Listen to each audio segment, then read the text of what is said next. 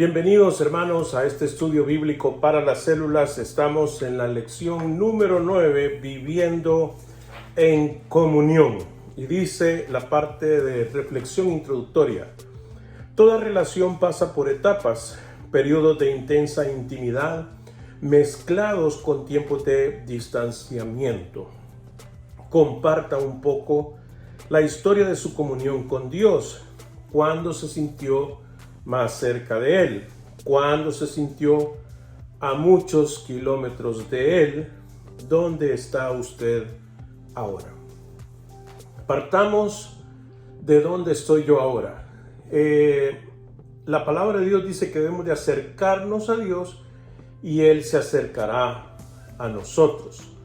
Y yo estoy en ese proceso de continuo acercamiento a Dios. O sea, mi disposición está en la ruta de tener comunión con el Señor.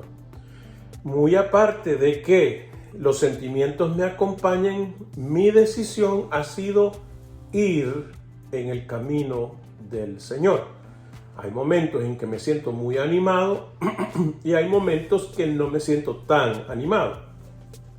He tenido momentos de frustración. En otras palabras, lo que quiero decir es que cuando yo me decidí por Cristo, comencé la ruta. Pero en esa ruta ciertamente ha habido como momentos de descanso, como cuando uno va en carretera y para ir al baño, para un descanso.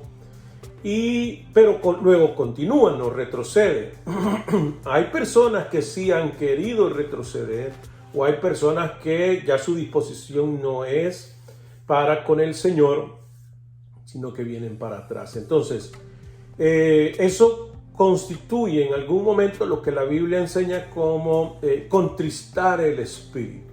Si yo puedo entonces ilustrar mi vida espiritual como un viaje, voy avanzando y tengo la disposición de tener comunión con el Señor. Ahora, los sentimientos son variados por diferentes circunstancias. Hoy mismo, en este preciso momento, me siento muy animado y con la fe puesta en el Señor, que las cosas que vienen son para mejor. Y así dice la Biblia: a los que amamos a Dios, todas las cosas nos ayudan para bien. Juan concluye su epístola mostrando que aquellos que poseen vida eterna deben de vivir de manera amorosa y obediente. Los que más importa, más bien dicho, en la redacción aquí está mal, lo que más importa es vivir por medio de una fe sencilla en un Dios grande. Vamos entonces a la lectura bíblica de esta ocasión, primera de Juan, capítulo 5, versículos 14 al 21. Estoy leyendo Nueva Versión Internacional y sigue de la siguiente manera. Perdón la repetición. Reza de la siguiente manera: esta es la confianza que tenemos al acercarnos a Dios, que si pedimos conforme a su voluntad, Él nos oye. Si sabemos que Dios oye todas nuestras oraciones, podemos estar seguros de que ya tenemos lo que le hemos pedido. Si alguno ve a su hermano cometer un pecado que no lleva a la muerte, ore por él y Dios le dará vida. Me refiero a quien comete un pecado que no lleva a la muerte. Hay un pecado que sí lleva a la muerte, y en ese caso no digo que se ore por él. Toda maldad es pecado, pero hay pecado que no lleva a la muerte. Sabemos que el que ha nacido de Dios no está en pecado. Jesucristo, que nació de Dios, lo protege y el maligno no llega a tocarlo. Sabemos que somos hijos de Dios y que el mundo entero está bajo el control del maligno. También sabemos que el Hijo de Dios ha venido y nos ha dado entendimiento para que conozcamos al Dios verdadero. Y estamos con el verdadero, con su Hijo Jesucristo. Este es el Dios verdadero y la vida eterna. Queridos hijos, apártense de los ídolos. Habiendo tenido esta porción bíblica delante de nosotros, vamos a ir a preguntas de exploración. ¿Cómo podemos estar seguros de que Dios contestará nuestras oraciones? Pues dice el versículo 14. Esta es la confianza que tenemos al acercarnos a Dios, que si pedimos conforme a su voluntad, Él nos oye. Y si sabemos que Dios oye todas nuestras oraciones, podemos estar seguros de que ya tenemos lo que le hemos pedido. Entonces, si nos acercamos a Dios y pedimos en su voluntad, Él nos oye. Y si nos oye, podemos estar seguros que Él cumplirá su voluntad. Digo, cumplirá su voluntad porque nuestra petición irá en ese mismo sentido, en la voluntad de Dios. La siguiente pregunta dice, la anterior pregunta, ¿cómo podemos estar seguros de que Dios contestará nuestras oraciones? Ya dimos respuesta a eso. La siguiente inquietud, ¿resulta difícil orar con confianza? ¿Le resulta difícil orar con confianza? ¿Cuál cree usted que es la razón? Yo diría que hay diferentes motivos por los cuales uno no ora con confianza. Uno, dificultades por la doctrina, ignora mucho de quién es el Señor y cómo atiende a sus hijos. Segundo, es el pecado, me siento pecador y sé que el Señor no me va a escuchar y lo que quiero pedir no va de acuerdo a su santa voluntad. Santiago dice que nosotros pedimos y pedimos mal porque pedimos para nuestros deleites. Así que eso nos impide recibir. También a los esposos, la palabra de Dios nos dice que debemos de tratar a nuestra esposa como vaso más frágil para que nuestras oraciones no tengan estorbo. Así que yo diría que hay diferentes motivos por los cuales alguien puede orar con cierta desconfianza. Y necesitamos a través de esta enseñanza afirmar nuestros corazones en la voluntad del Señor. ¿Y cómo conocemos la voluntad del Señor? Bueno, a través de la Escritura. Entonces eso implica que debemos de conocer la Escritura y saber cómo es Dios y qué le gusta a Dios. Y nosotros unirnos a Dios y hacer su santa voluntad. La siguiente inquietud dice, ¿qué requiere de nosotros vivir en compañerismo con Dios y otros cuando vemos a un cristiano vivir en pecado? Bueno, el texto nos enseña que si vemos a un hermano pecar, que oremos a Dios. Si este pecado, dice, no conduce a la muerte, está hablando acerca de un pecado que no sea complicado, porque hermanos, todos estamos pecando, todos continuamos pecando. Pero Pablo le dijo a los corintios cuando dijo que un hijo tenía a la mujer de su padre. O sea, estaba en fornicación y la mujer en adulterio. Dijo que había que entregarlo a Satanás para que su alma fuese salva. Hay situaciones donde hay personas reincidentes, donde definitivamente ya se les aplicó todo el proceso de Mateo 18 e insisten en pecar, pero dicen tener fe en nuestro Señor Jesucristo. Sus hechos no lo parece, pero su fe, dice él, tener fe suficiente para creer en la salvación en el Señor. Ante esas circunstancias, el texto nos habla de pecado de muerte y pecado no de muerte. Entonces, si yo veo a mi hermano que tuvo un traspié, en lugar de, y no digo que sea el caso, pero estoy poniéndolo como ejemplo, porque en algunas otras congregaciones es lo que sucede, en lugar de chismear, vi al pastor o vi al hermano o a la hermana fulana haciendo esto y lo otro, dice que debemos de orar. Por eso la inquietud dice, ¿qué requiere de nosotros vivir en compañerismo? Porque el chisme no abona al compañerismo. Entonces, en compañerismo con Dios y con otros, cuando vemos a un cristiano vivir en pecado, es tener misericordia, orar al Señor para que este hermano salga adelante, poner en práctica Mateo 18, si tu hermano peca contra ti, ve y llámalo aparte. Si tu hermano te escucha, lo has ganado. Si no, ve delante de 2 testigos y repréndelo. Y si no atiende a los 2 testigos, delante de la iglesia. Y si no atiende a la iglesia, templo por publicano. Mateo 18 lo expresa. Entonces, que debemos demostrarnos compañeros, y el texto nos dice que debemos de orar por nuestros hermanos. ¿Cómo reconciliamos la declaración de que el maligno no llega a tocar a los hijos de Dios en el versículo 18 con la realidad de que los cristianos de todas partes todavía luchan con el pecado? Lo acabo de decir, expresé que todos pecamos y hay pecado de no muerte como pecado de muerte, dice la Nueva Versión Internacional. Cuando dice el texto, a ver, se los leo. Sabemos que el que ha nacido de Dios no está en pecado. Jesucristo, que nació de Dios, lo protege y el maligno no llega a tocarlo. La Reina Valera dice, sabemos que todo aquel que ha nacido de Dios no sigue pecando, más bien aquel que fue engendrado de Dios le guarda y el maligno no le toca. En ambas versiones, lo que está tratando de decir es que el pecado no gobierna al cristiano. ¿Y por qué digo que no lo gobierna? No está diciendo que no peca. No estoy tratando de decir que el cristiano no peca. Y aquí no es cuestión de interpretación, porque la realidad se impone. Usted que me está viendo ahora, no me va a negar que usted peca todavía.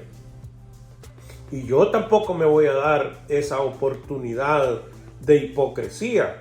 Yo soy pecador, hermanos. Ahora bien, no me gobierna el pecado y espero que a usted tampoco le gobierne desde el punto de vista que si nosotros practicamos un pecado, si nosotros somos expertos, siendo es que no me gobiernan, o sea, yo no estoy practicándolo, no soy un experto.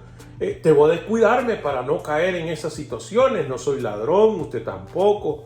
Puede ser que algún día se le olvidó un pago, no sé. Espero estarme dando a entender. Jesucristo no permite, estamos cubiertos por Jesucristo.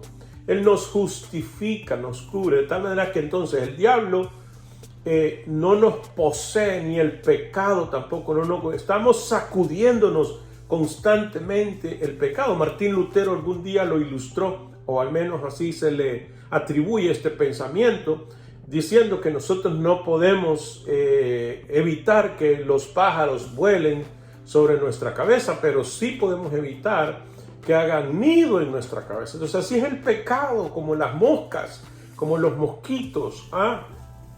Sabe que aquí en los parques de la Florida o en algunos parques le ponen el nivel de mosquitos. Me recuerdo muy bien. Yo decía, ¿para qué ponen ese rótulo? Y lo ilustran con figuritas de mosquitos y le ponen o poquitos mosquitos o una gran cantidad de moscos en el rótulo. Es el nivel de mosquitos en el parque. Y recuerdo muy bien que vino un amigo de visita y yo le dije, vamos a la playa y allá hacemos un asado. Y nos fuimos ahí a las bancas y a poner el grill, la parrilla al lado, pero fue imposible estar poniendo esa carne al carbón. No llevé repelente ni mucho menos, y los mosquitos estaban en la cara, en los brazos, y uno fue impresionante. Los pobres amigos, les dije, vayan a la playa, métanse al agua para que los mosquitos no los sigan. Entonces algo se hizo. Lo mismo es el pecado. El nivel de pecado, al igual que en el parque, pueden ser muchos. Hay personas que pueden tener muchos mosquitos alrededor. Algunos, porque se han cuidado y toman atención a las señales, no van donde están todos esos mosquitos. Y entonces, pues, la molestia por un mosquito es fácil contenerla. Pero cuando tienes mosquitos por todos lados, pues que no te gobiernen, quítatelos y no vayas donde están todos esos mosquitos, donde abunda el pecado. Perdón, de alguna manera eso pienso yo que nos puede ilustrar acerca de qué significa el versículo 18 que no nos gobierna el pecado. Dice, no está en pecado, o sea, no está practicando un pecado. Sí peca, pero se lo sacude. A ver, hermano, ¿nunca lo ha picado usted un mosquito? Entonces, sí, alguna vez lo habrá picado. A mí me picaron y he tenido en 2 ocasiones dengue. Y el dengue es transmitido por el vector del mosquito. O sea, significa que un mosco me picó. El COVID, a diferencia del dengue, el vector de transmisión no es el mosquito, somos las personas.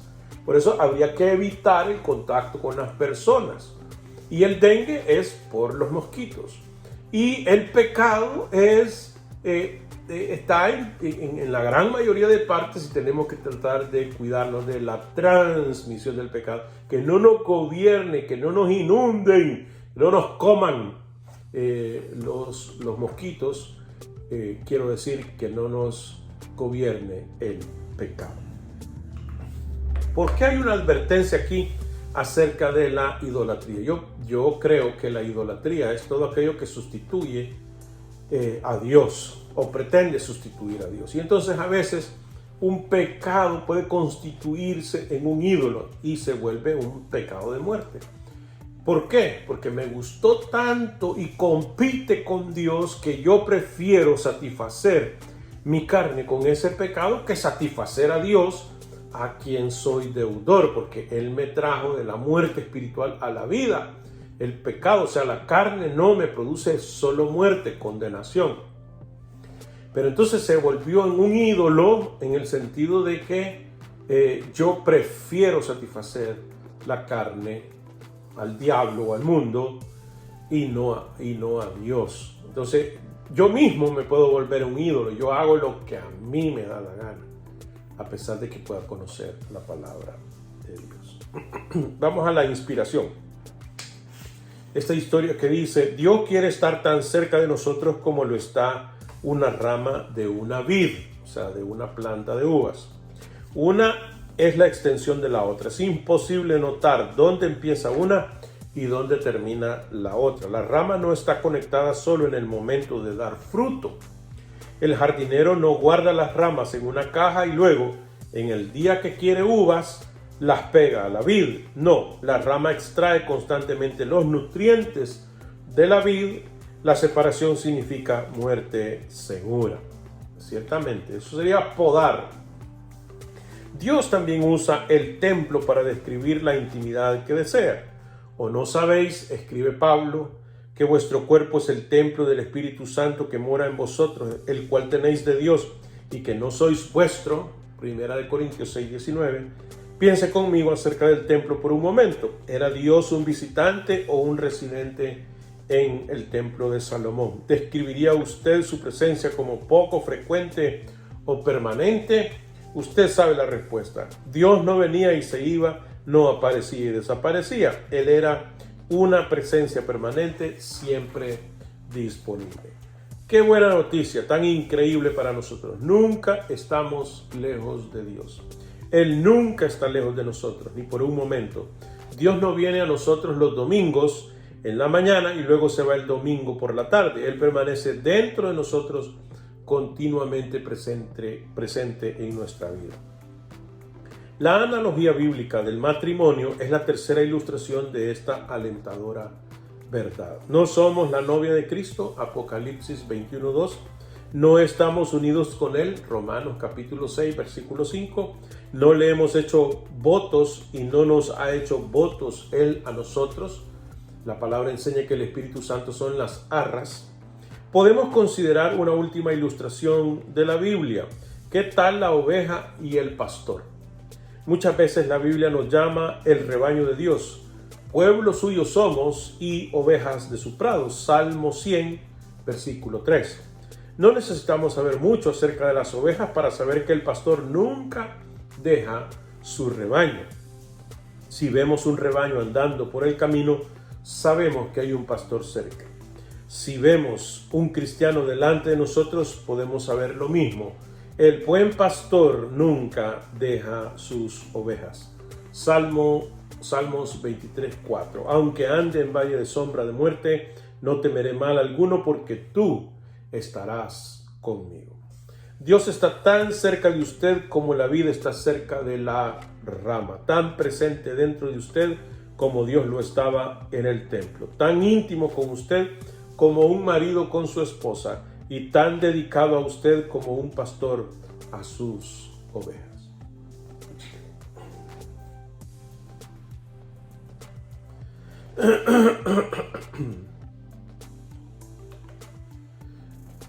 Vamos entonces ahora a reaccionar con estas inquietudes.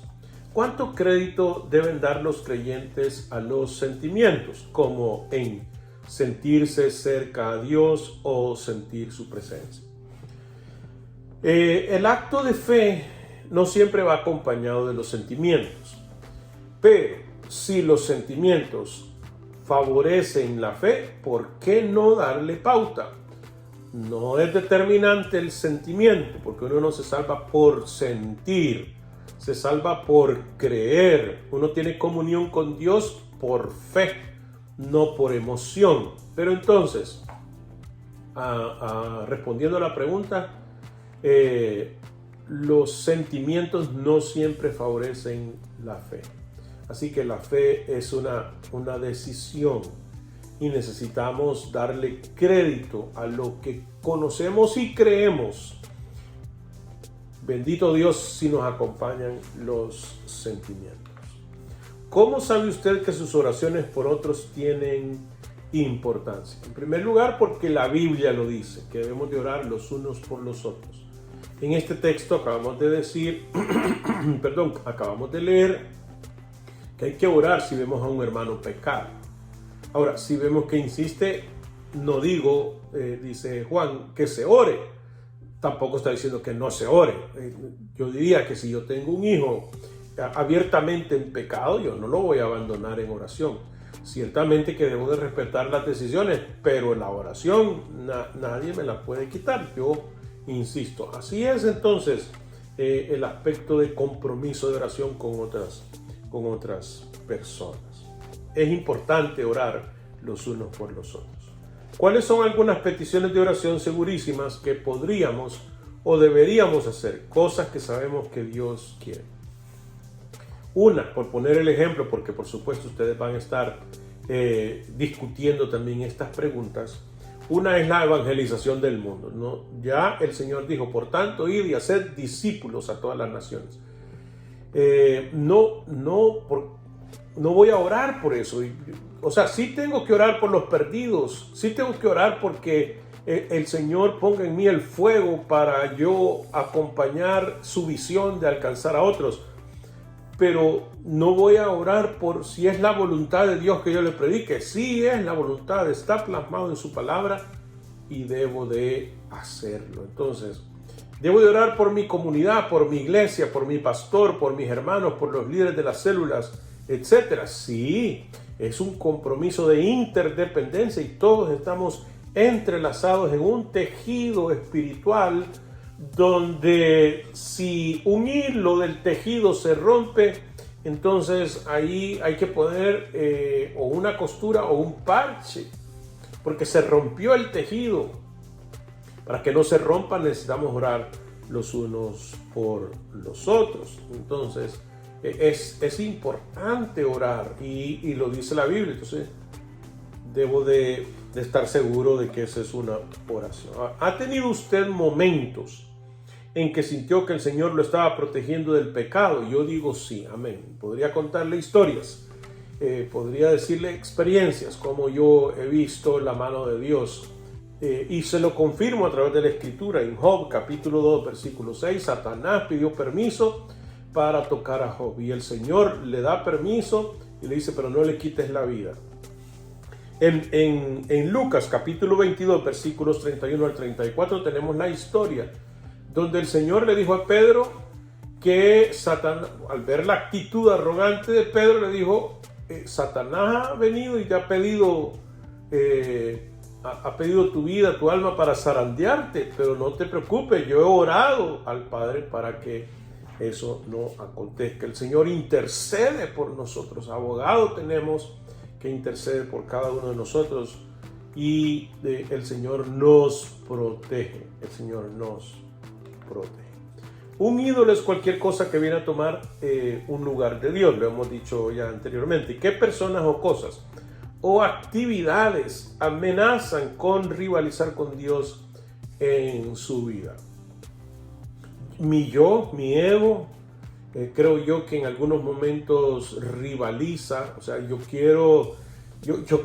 a veces como que digo, no, señores, por aquí, yo rivalizando con el Señor, perdóneme la sinceridad, pero creo que no solo yo lo hago, no solo yo, y no quiero señalar a nadie, pero creo que me está viendo en este momento. Porque todos, de alguna manera, nuestro ego, nuestro yo, en algún momento se impone sutilmente. Señor, yo no quiero imponerte nada, pero por dentro estamos que queremos que el Señor haga lo que nosotros estamos diciendo. ¿Y cuál es la sección de Primera de Juan que produce más convicción en usted personalmente y por qué? Pues vamos a decir que en este texto que hemos leído, todos los textos son importantísimos. De verdad que esta pregunta no hay que entenderla correctamente, pero diría que el versículo 20 dice: también sabemos que el Hijo de Dios ha venido y nos ha dado entendimiento para que conozcamos al Dios verdadero, y estamos con el verdadero, con su Hijo Jesucristo. Este es el Dios verdadero y la vida eterna. El saber que estamos en Dios y que estamos en la vida eterna trae confirmación a mi convicción. Y a ustedes, cuéntenos qué porción del texto leído les trae convicción.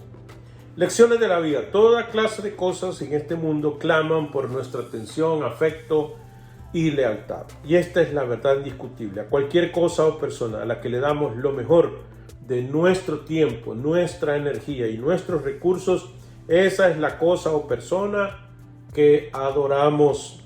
La primera epístola de Juan nos hace recordar que Dios es el único digno de todo lo que somos y tenemos. Nada tiene más importancia que conocerlo, que cultivar una relación amplia y extensa con Él, que nos cambie y nos impulse a amar y servir a otros. Con razón, Juan nos aconseja tener cuidado con distraernos. Tenga cuidado con las enseñanzas que disminuyen la gloria de Dios. Cuidado con los ídolos que hacen que usted deje de mirar a Jesús. Y una última porción sugerida para el tiempo de oración. Señor, tú me ofreces a ti mismo. Qué privilegio caminar contigo, conocerte y ser uno contigo. Protégeme de andar sin rumbo. Trae mi corazón al tuyo. Concédeme las riquezas de una verdadera comunión contigo. Una vez más, hermanos, quiero agradecer su atención a este estudio y oro al Señor que este contenido de la palabra del Señor sea de bendición para usted como lo ha sido para mí. Será hasta una próxima ocasión. Dios les bendiga.